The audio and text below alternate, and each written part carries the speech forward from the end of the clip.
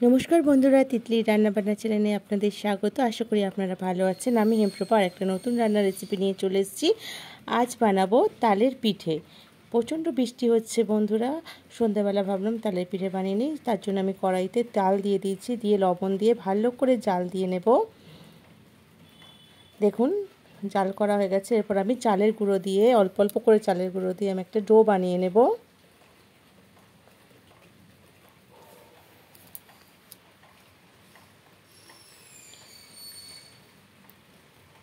এইভাবে মেখে আমি একটা সুন্দর ডো বানিয়ে নেব। খুবই গরম, আস্তে আস্তে মাখতে হবে। দেখুন ডো তৈরি করা হয়ে গেছে।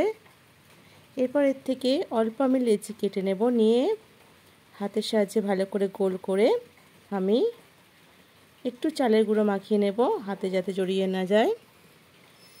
এরপর আমি একটা গোল বাটির শেপ দিয়ে নেব।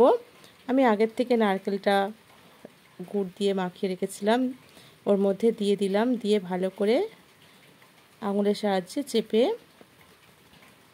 আটকে দেব মুখটা। তারপর আমি ভাঁজ দিয়ে সুন্দর করে পিঠের শেপ করে বানিয়ে নেব।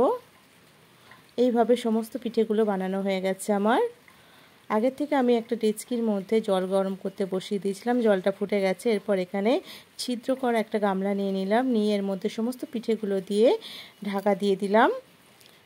15 থেকে 20 মিনিট পর আমি এটা ঢাকনাটা খুলে দেখে নেব একটু হয়ে গেছে কি। দেখুন হয়ে গেছে। আমি একটা চামচের সাহায্যে দেখছি। দেখুন সমস্ত কি সুন্দর ছেড়ে ছেড়ে যাচ্ছে। তৈরি হয়ে গেছে আমাদের তালের পিঠে।